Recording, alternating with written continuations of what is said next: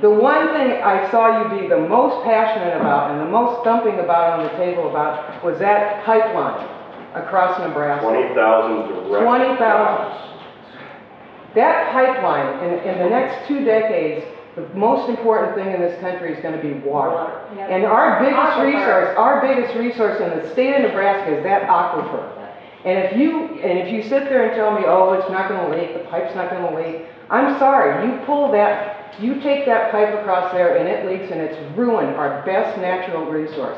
And I can guarantee you, in the next 20 years, more important than that oil is going to be that water.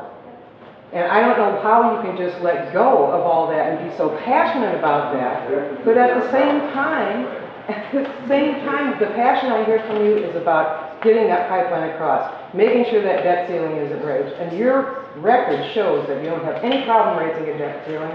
Your record also shows you don't have any trouble with unfunded mandates, meaning those 2 wars. Why are we going to run out of water in 20 years? Yeah, I don't have a problem protecting our... You're already running out of water now. I'm a hawk, I don't shy away from that. Built in deserts, we're just everything. I'm going to come back to the first part of your question because when I listen to economists, a debt that equals the size of your economy becomes a major drag on your economy. So our GDP is 14 trillion. We just authorized new debt above 14 trillion. We've never been in that position before. Coming back, we should post that Standard & Poor's reports on our website. I'm going to get that up for you. They wanted the $4 trillion deal. We almost had that. That's why the second tranche of what was passed is going to be so important. But they were very clear on what needed to be set out. And I'm going to tell you, we didn't hit that target for Standard & Poor's, but we've never been put in that position before. But that's a gradual thing. That isn't something that whether that was Bush in there gradual. or Obama, it doesn't matter. When our debt limit is exceeding our GDP, we've got a problem. And we need to face up to that right now. Right, but what I'm saying is, and it doesn't happen, none of it happens overnight. Everything is a gradual process. So everything that brought us up to this was done on your watch.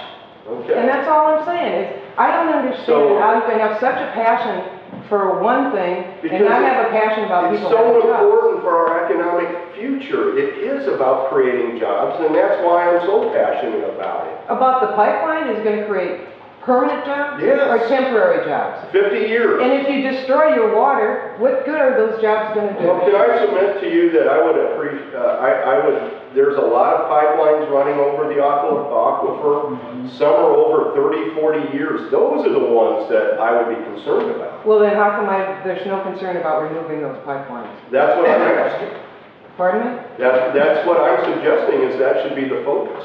To remove the pipelines? Not to remove them, but to replace them. To replace them with more. Because the old. One of the pipelines are so, yeah, but see, this is part of the discussion that occurs even in my own committee in energy. Because we have people that are very, very protective of the environment. There's others, I think I'm light green. Compared to others, I'm not so light. But in my world, I'm light green. I want that pipeline to be built. I want it to be the safest pipeline built. But if you're going to say we shouldn't have any oil from Canada coming in, we're going to disagree. If you're going to say we can't even use clean coal technologies or gas gasification or capture, then we're going to disagree. Because I'm not going to push our economy over the cliff. But if we can do things that are reasonable, then I'm going to support those. But the thing is you're talking about water. I'm not talking about being whether you're green or light green or not. I'm talking about something as primary as water. And what I don't understand is how come you can't see down the road far enough to see that the water is going to be critical. A human being cannot live more than 24 hours without water.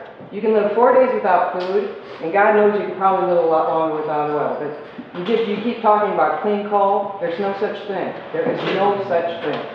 But yet China, I hear environmentalists telling me that China is building clean coal. China's got one of the most highly polluted countries in this world, most highly polluted. And if you want to, everybody keeps talking about you don't want to push it down to the next generation, the next generation. What are you going to give the next generation? What are you going to give them? If you money, you want to talk money, or you want to talk water? What are you going to give the next generation? Well, I want to give my kids a robust economy so that they have greater opportunities to succeed in life than me.